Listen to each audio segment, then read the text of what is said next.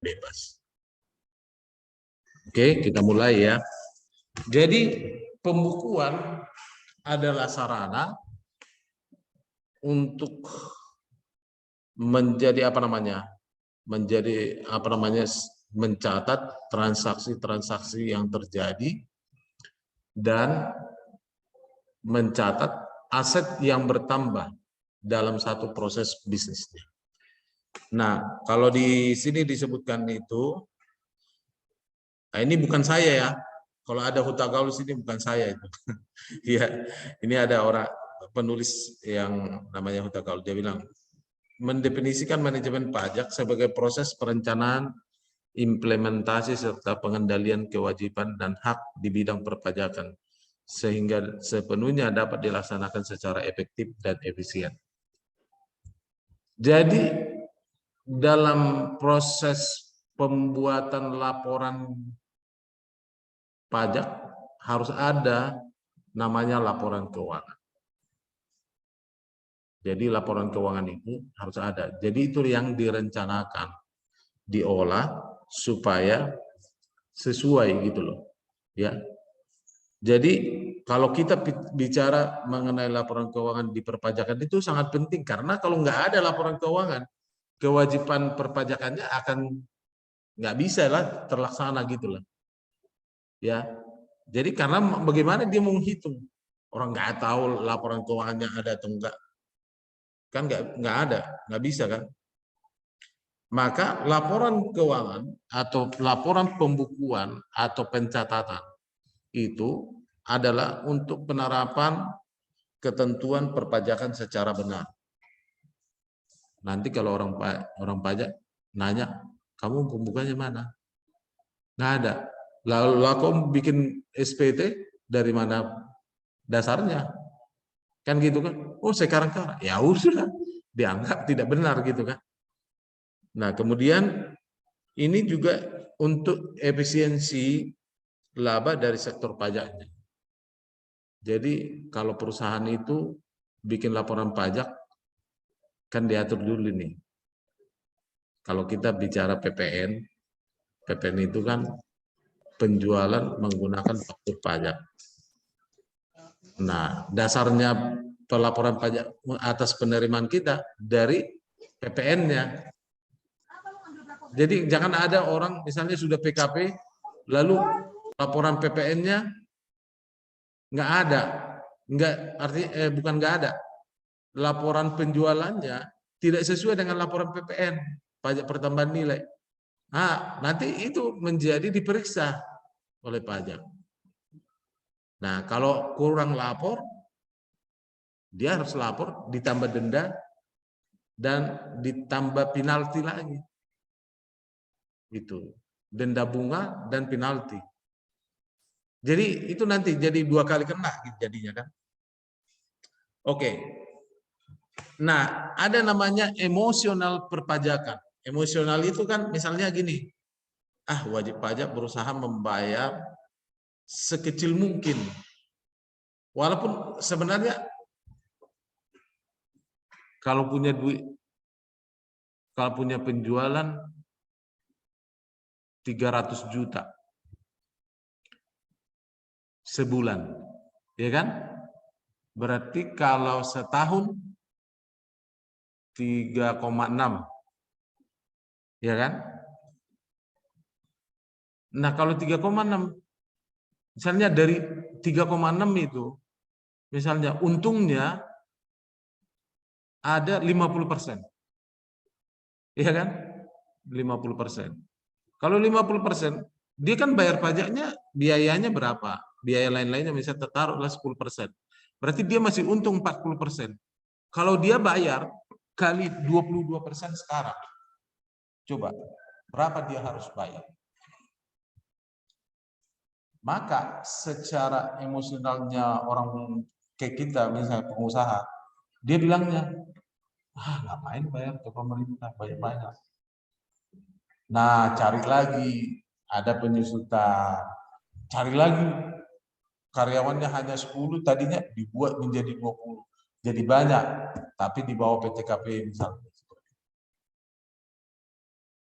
Maksudnya ada dari kita merencanakan sesuatu untuk mengurangi apa? Mengurangi pajak. Sering terjadi. Ya. Jadi oleh karena itu makanya disebutkan ada untuk bisa melaksanakan itu, maka ada namanya tax planning namanya. Tax plan. Jadi direncanakan kalau ada misalnya biaya-biaya yang tidak diakui pajak, maka dia harus buat jadi diakui. Gimana caranya? Buat buktinya, misalnya seperti itu. Tapi itu kan melanggar. Nah, ada namanya tax avoidance. Avoidance itu misalnya menghindarkan supaya jangan terlalu banyak ini. Kalau misalnya kayak orang pacaran, daripada saya nanti dipanggil pacar, suruh bayar saya, mendingan saya bilang aja pura-pura sakit. Tapi kalau perempuan enggak, kalau sakit pun, kalau dipanggil, ayolah. Kayak gitu. Jadi pajak itu orang-orang perusahaan itu jadi kalau misalnya pacarnya nggak ada duit, bilang sama orang tua, aku mau pergi jalan-jalan, padahal mau bayar pacar, atau lagi-lagi mau jalan-jalan dulu, buat apa? Sama teman-teman, padahal sama pacarnya. Dan artinya dia mencari jalan supaya bisa mendapatkan itu biayanya kan. Kalau nggak ada ya nggak mungkin kan. Itu maksudnya. Jadi kalau namanya ASEAN Agri dulu kan itu yang pernah kasus di Indonesia ya. Nah, dia mencari satu tax aviation namanya kan, evasion itu kan misalnya seperti ini. Dia alihkan pendapatannya ke satu negara yang pajaknya murah. Jadi misalnya dia punya kantor kayak ASEAN Agri itu punya kantor di Hong Kong, tapi dia jualnya itu ke Afrika. Padahal sebenarnya dia kalau impos itu ke Hong Kong, tapi dirinya itu ke Afrika. Nah, kenapa? Di Afrika dia mendapatkan apa namanya? Ada istilah tax haven. Tax haven itu adalah sebuah pajak atau pembebasan pajak membuat jadi lebih murah di sana. Padahal kan jadinya di sini. Imposnya tagihannya ke Hongkong, tapi barangnya belinya di sana. Jadi ketika dia masuk ke Indonesia kan udah pasti. Kalau dia ekspor, bagi Indonesia itu kan bebas PPN. Hanya pendapatannya. Hanya dia teks badannya aja yang kena. Nah seperti itu.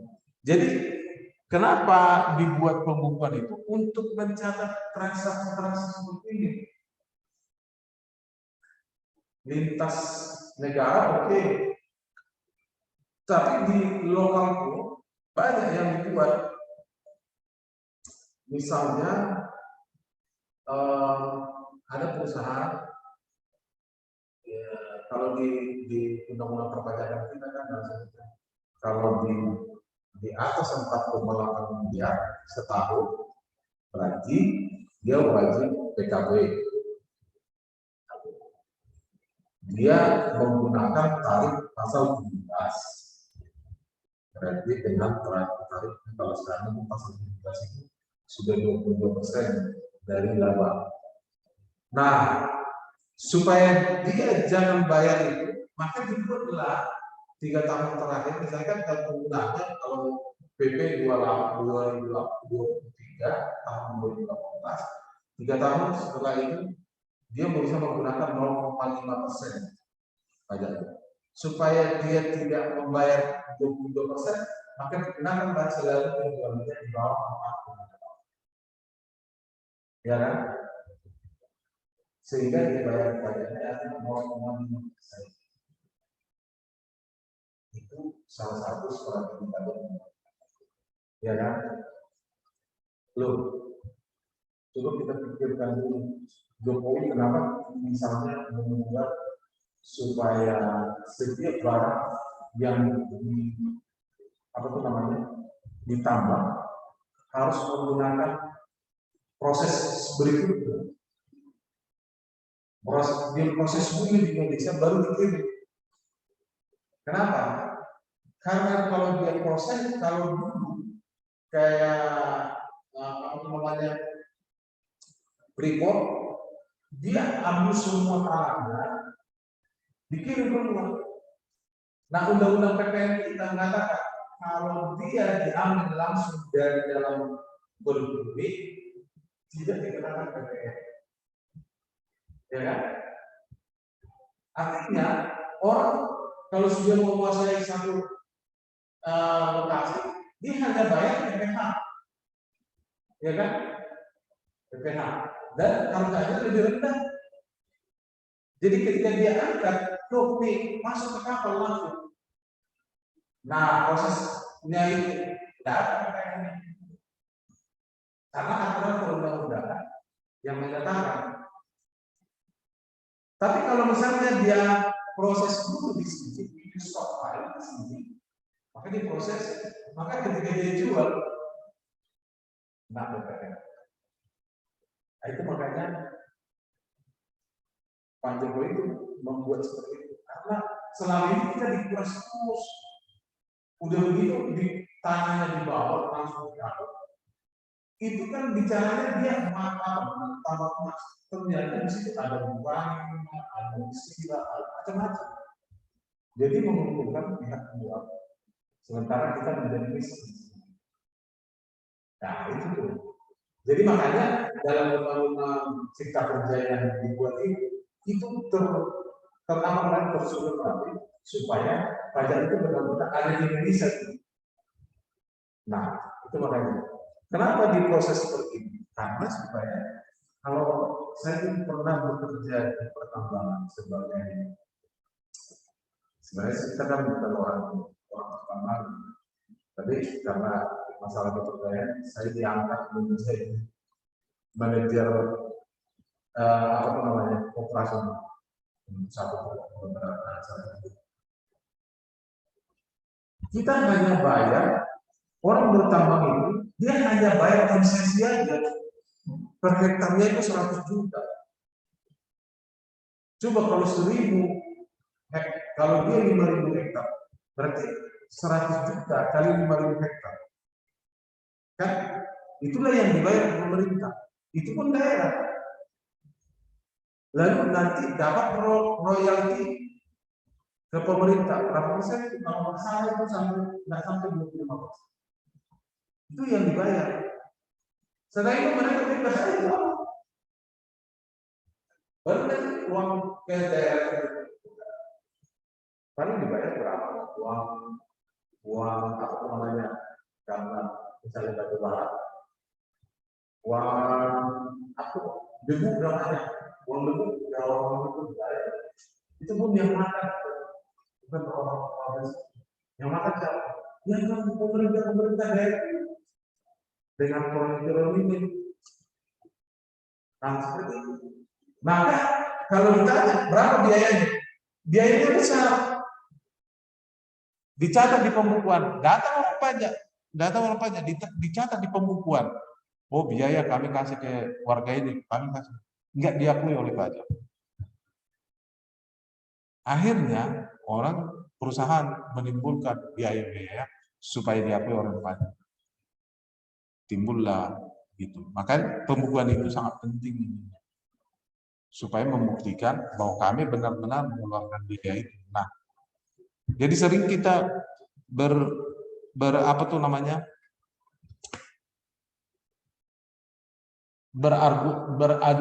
argumen dengan orang pajak. Karena apa? Pada waktu dia ambil sampel di daerah, misalnya orang LSM-nya datang, kalau kau ambil sampai sini, bayar dulu sekian gitu kan? Preman LSM namanya, tapi preman juga kan. Kayak gitu. Jadi makanya prosesnya ini. Ya. Oke, kemudian kita menganut perpajakan namanya self assessment. Nih, kenapa? Perhitungan yang mengetahui kita punya pendapat aja. Kita yang bisa menghitung pajaknya siapa? Ya kita. Yang berapa yang mau kita lakukan ya kita. Maka namanya ada self assessment system. Jadi kita yang membuat melakukan pajak untuk kenaikan segini, berarti pajaknya udah bayar, lapor.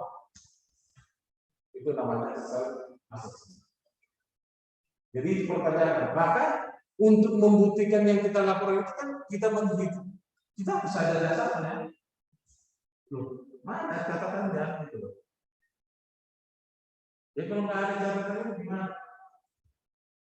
Kayak gitu ya. Coba ini prosesnya.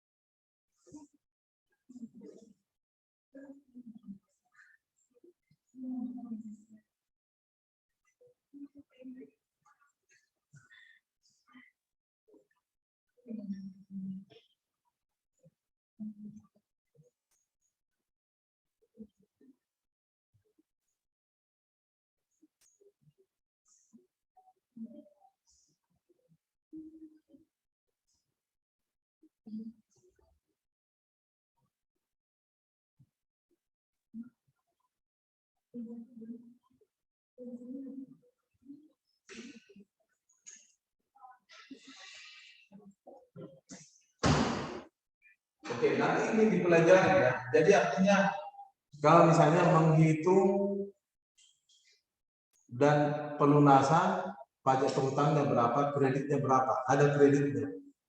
Maksudnya kreditnya itu kalau kita pajaknya final, tidak boleh ada kredit gitu kan. Spidol Jadi kalau di pajak itu ada penghasilan,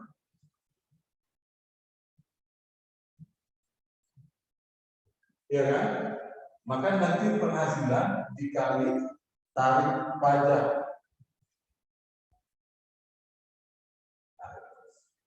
Inilah namanya pajak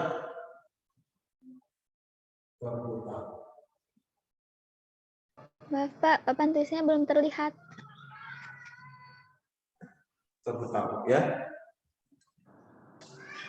Nah, jadi kita tahu dulu penghasilannya berapa. Berapa yang mau dilaporin, seperti misalnya kayak UKM gitu. UKM itu termasuk seperti apa? Penghasilannya karena seseorang yang punya pekerjaan bebas itu misalnya dia punya toko bangunan, toko sepatu, toko baju misalnya kan, maka orang-orang ini dia harus dia harus menghitung pajaknya secara final. Final itu maksudnya 0,5% kali total pendapatan brutonya. Satu bulan saya penghasilannya 25 juta. Udah berarti 0,5% kali 25 juta. Udah itu aja pajaknya selesai. Ya kan? Kalau dia karyawan, berarti dia punya pekerjaan kan? Pekerjaan sebagai karyawan. Berarti nanti hasilnya yang dipotong oleh perusahaan itu aja yang dilakukan. Nggak ada pekerjaan lain berarti kan? Artinya dia nggak bayar pajak lagi karena sudah dibayar, dipotong di perusahaan. Nah, seperti itu. Jadi, apakah orang yang seperti itu perlu pembukuan? Tidak perlu. Gitu, ya. Ini kita bicara ini. Dasar hukumnya adalah, kok ini nggak bergerak ya?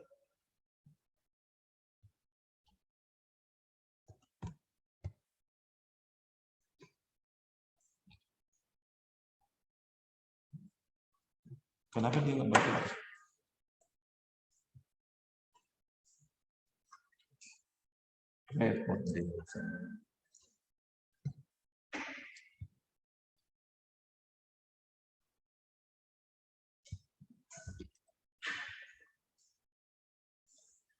Sebentar ya.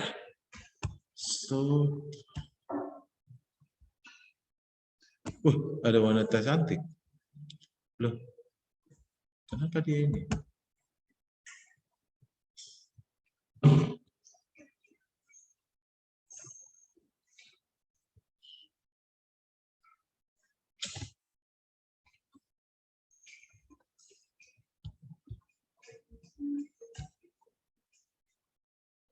Dia nggak bergerak di sini. Kenapa?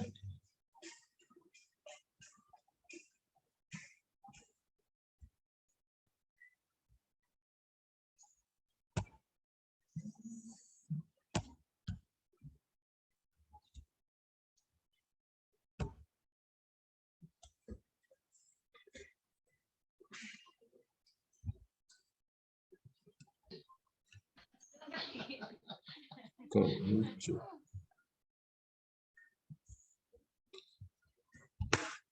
Siapa namanya? Godain dulu laki yang itu yang tadi datang ke sini. Nggak bisa bergerak ininya bilang.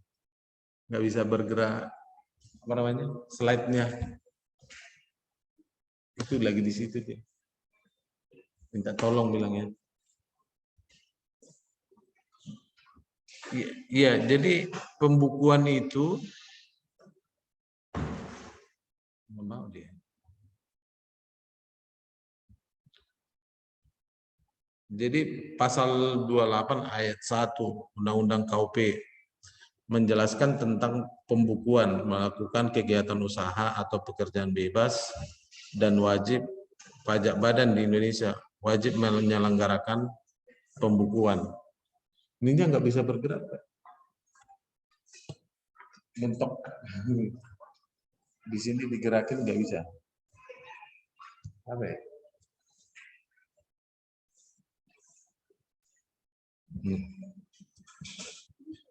Apa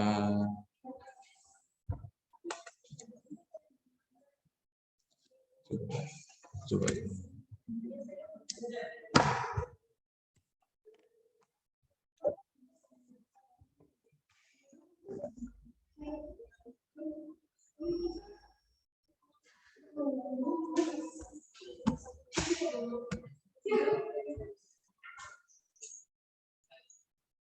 Di itu terus apa yang kamu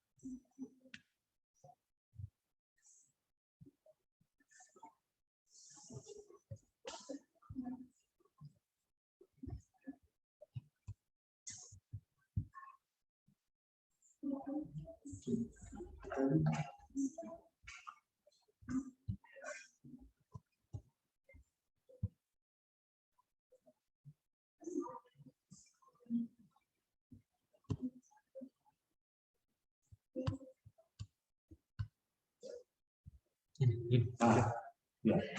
Oke. Tapi dia kelihatan nggak di itu? Dia kelihatan nggak kalau di itu? Halo? Yang di rumah kelihatan nggak? Bergerak nggak? Belum ada share screen-nya, Pak. Belum ada share screen-nya. Iya, belum ada. Nah, saya coba ya.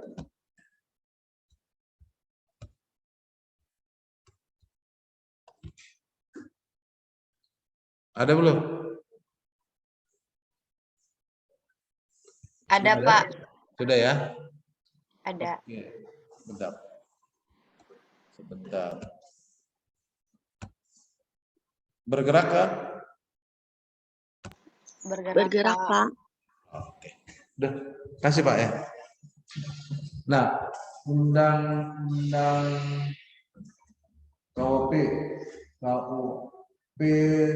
nomor pasal 28 ayat 1 ya, mewajibkan kepada wajib pajak orang pribadi yang melakukan kegiatan usaha. Jadi kegiatan usaha di luar pekerjaan atau pekerjaan bebas. Kalau dia karyawan enggak perlu karena sudah ada bukti A1-nya dari perusahaannya. Kemudian kepada wajib pajak tertentu yang belum mampu menyelenggarakan pembukuan ya digunakan. Oke. Ada yang suruh baca tele berarti ada duit.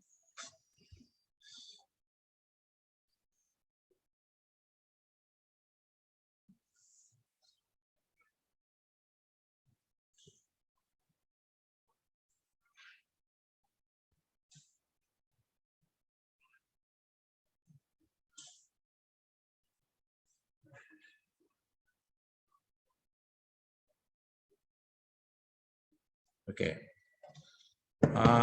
Jadi pembukuan itu diwajibkan kepada yang mempunyai usaha kegiatan usaha dan pekerjaan bebas. Pekerjaan bebas itu maksudnya seperti dia tidak menetap di satu tempat bekerja gitu loh. Atau misalnya kayak kalau kita kan dosen di sini dianggap menetap jadi dosen tetap.